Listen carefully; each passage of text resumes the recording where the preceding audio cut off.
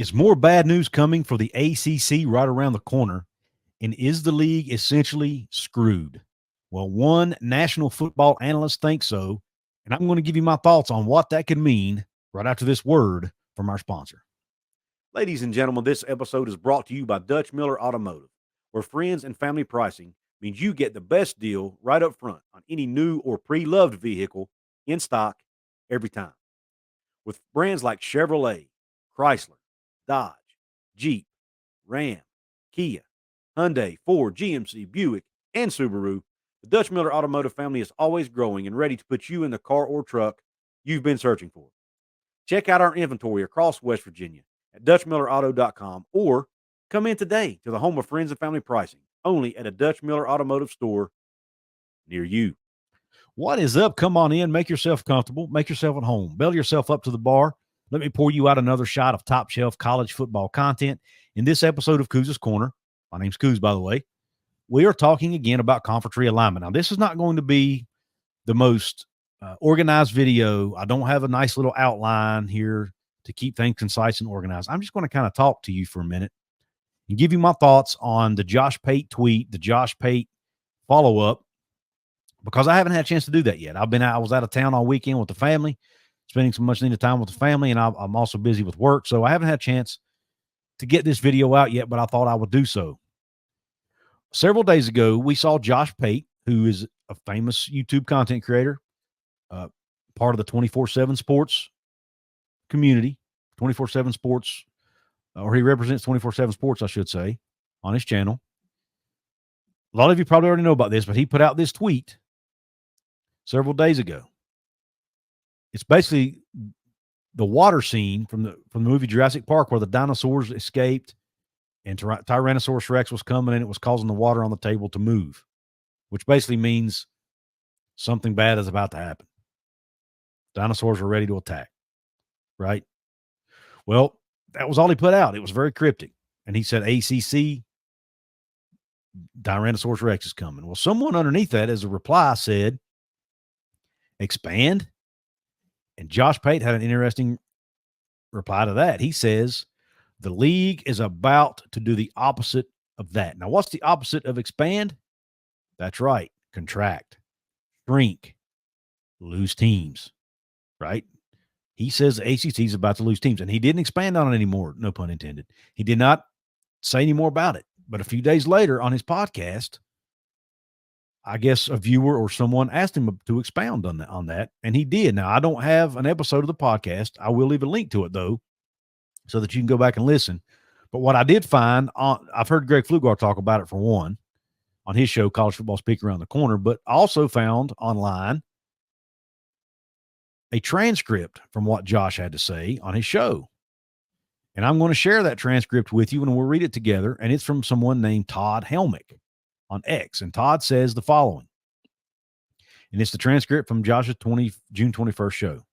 Someone asked, can you expound on your water gift from Twitter this week in relation to the ACC? And here's what Josh had to say. Yeah, I think the ACC is kind of sort of screwed. I think the future of the conference will look radically different than it does now. Now, notice Josh didn't say the conference was going to die. He just said it would look different, like radically different. There are powerful entities that are well motivated and well financially backed that won out. In other words, FSU, and they're not alone. I think they're going to get out. I put that GIF out earlier this week because I have not talked about this publicly, by the way. I have acquaintances, shall we say. I have contacts in the legal community.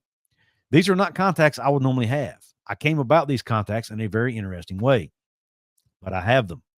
And they're on the legal side of this, and they're not necessarily on the football side. They're just on the legal side. I don't even know if they're aware of what Florida State's mascot is, but they're on the legal side.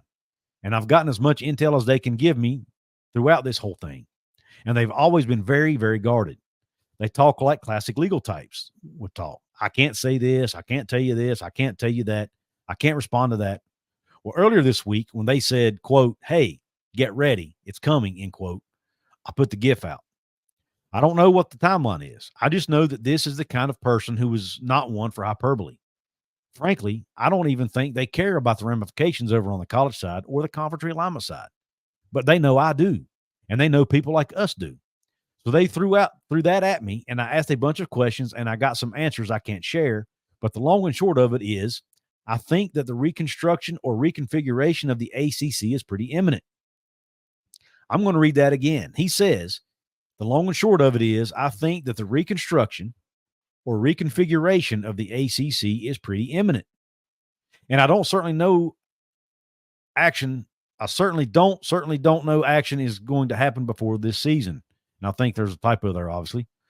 But he doesn't know action is going to happen before the season. But it wouldn't stun me at all if we heard news on this front before this season starts. And that's what? 9 Saturdays away?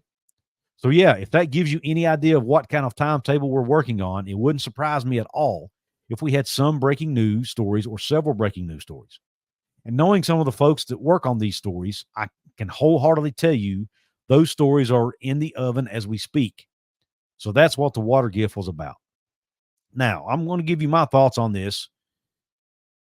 The first scenario that you would obviously come to mind is, hey, Florida State and Clemson are going to settle, and they're going to get out of and they're going to announce they're leaving the ACC here in the next few weeks. That's possible. That's a feasible scenario, right? They settle on whatever sum of money they agree to with the ACC, and they announce they're leaving the conference. But I personally don't think that scenario makes any sense when you look at the words Josh used: reconfiguration of a conference, a reconstruction of a conference. Losing 2 teams would not force them to have to reconfigure or reconstruct. They could stand pat. Now, they might lose their media value would drop potentially, but you wouldn't necessarily have to reconfigure the conference. You would still be above the 14-team threshold that's required to keep a contract with ESPN. You would still have some valuable brands in your league, like UNC, Miami, Louisville. You'd still have your contract with Notre Dame. You still have Stanford. Plus, you have Stanford, SMU, and Cal coming in this summer. So you would still be technically at 16 members, 15 full-time members. You could survive. Well, that to me, that scenario is out the window because of the words Josh used. Another scenario is, okay, maybe North Carolina and Miami or North Carolina, Virginia. Anyway, 2 more teams announced they're suing the league and are planning, to try to get out of the grant of rights. Now, that scenario makes a little more sense. 4 teams drops you down to the 14-team threshold if you count Notre Dame. You could still survive as a conference. Wouldn't necessarily have to rebuild, but you may want to keep your media value from plummeting even more. But again, the loss of 4 teams wouldn't necessarily require a reconfiguration or a reconstruction. I don't see that. Again, yes, the conference would lose a lot of value. You might even have to renegotiate your media deal with ESPN because of it. If the clause is in there about, if the composition clause that's being spoke of on social media is there, where if you lose members, you have to renegotiate the deal with ESPN. Yes, but it still would not require a reconfiguration of the conference. Not necessarily. Now, maybe I'm misinterpreting the word reconfiguration or reconstruction. To me, it's rebuilding something. You rebuild something when you reconstruct it. Do you not? So we're talking about a rebuilt ACC. To me, to rebuild, you're losing a crap ton of members. Remember the scenario that's been floated out remember I think they called them the Magnificent Seven that all met together and talked about ways to try to get out from a couple summers. Maybe it was the summer of 23 when it was Florida State, Clemson, UNC, NC State, Virginia Tech, Miami, UVA, supposedly all got together and talked about ways to get out of the league. And there was rumors out that maybe Louisville was the 8th school added to that. If 8 schools vote to leave the conference all at the same time, the conference, reportedly anyway, could dissolve and no longer exist as is. Now, they would still have enough members like Boston College, Syracuse, Wake Forest, potentially Georgia Tech, whoever, maybe SMU, Cal, Stanford continue to join, come on in the league. You can still remain a conference, but you're not going to be anywhere near the conference you were. You would be basically equivalent at that point to a G5. And then no offense to the schools remaining. Number one, you would only have what, 8 teams left plus Notre Dame. Notre Dame likely at that point, if they see the ACC's crumbling, they're going to probably go join the Big Ten. So the Notre Dame relationship is probably out the window at that point. The best you could do was maybe go out of Washington State on Oregon State, which is there's no shame in that. 2 good programs, 2 good schools. And maybe you go grab some G5s like USF.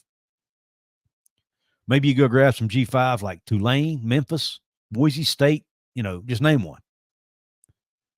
That would be a reconfigured ACC. You remember the video I did months ago talking about how the ACC could potentially rebuild as an Ivy League, a power conference Ivy League, by adding some of the top academic conferences out there that aren't in a power league, like USF, who's an AAU member,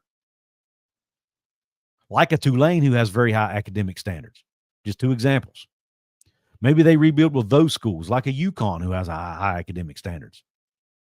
Maybe they rebuild with those schools, and you have a reconstructed Big 12 that's more focused on academics. I'm sorry, ACC that's more focused on academics. What about? But I know what are you thinking? Couz, there's no way that many schools could leave the ACC and find a home. Well, I don't know. Can they? I wouldn't think so either. But again, you've got the SEC who could take some schools. You've got the Big Ten who could grab a couple. I'm sure the Big 12 would be happy to take a few of them. And if the stories out there about the Big 12 looking at taking on private equity and money are true, they could use that private equity money to potentially buy some teams into the league. I did a video on that as well.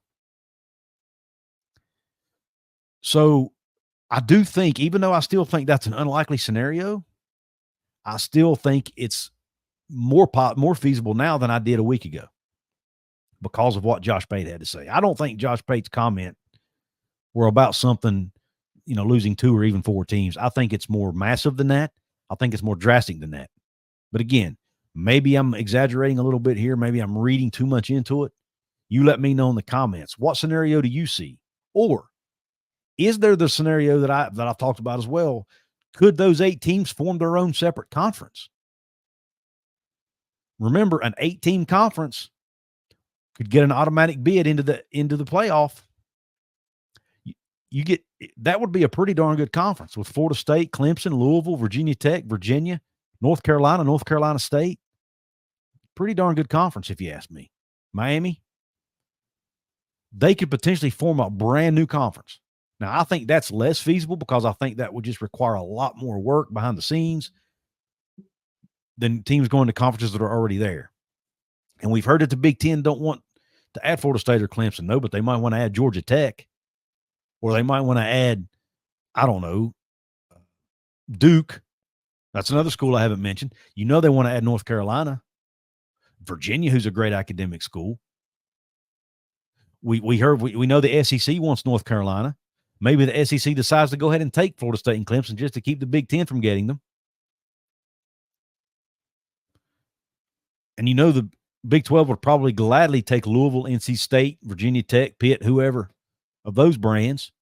Miami, those would all be valuable adds to the Big 12 if they're available. So, again, I don't think it's out of the question that you could have 8 schools leave the conference at the same time or announce they're leaving at the same time. And it would have to happen. If that happens, in order to beat the timeline of Calford and SMU joining, you'd have to do that within the next few weeks. So maybe TJ Pittenger over at College Football Addiction, who's been saying this could happen, people have been basically saying he's crazy and he's a liar and clickbait and all this other stuff. Maybe he ends up being right at the end of the day. Who knows? Who knows? Regardless, I think it's more feasible. Let me know what you think about Josh Pate's comments. Do you think he meant something drastic like the league basically imploding or dissolving? Or do you think it's something less severe, like maybe 2 more teams filing lawsuit or Florida State and Clemson officially announcing they're leaving, something like that? I want to know what you think. Also, don't forget, guys, support my channel here. Help me keep the lights on by becoming a VIP channel member.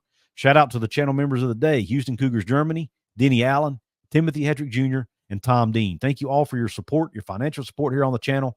If you want to become a VIP member, click the join button below or the join button on my channel homepage beside my profile photos. I have 2 levels you can join. It's very inexpensive. If you can afford it, please do so. It helps me keep, like I said, it's an easy way to support me here and help me keep the lights on. And you get access to some members-only stuff, members-only content, things like that, and you get your name shouted out on episodes. You can also support me absolutely 100% free by hitting the thumbs up button. It's a like. It really helps the YouTube algorithm. Lets YouTube know that you like it, and they will show it to more people, which helps me get more viewers. I also need subscribers. I'm on my way to 10K. I'm over 7,500 now. Still have a long way to go to get to 10K. I would love to get there by this time next year. I would really love to get there by the end of college football season, but I think that's probably a stretch. But if you could help me do that, it'd be great. I'd gladly take it.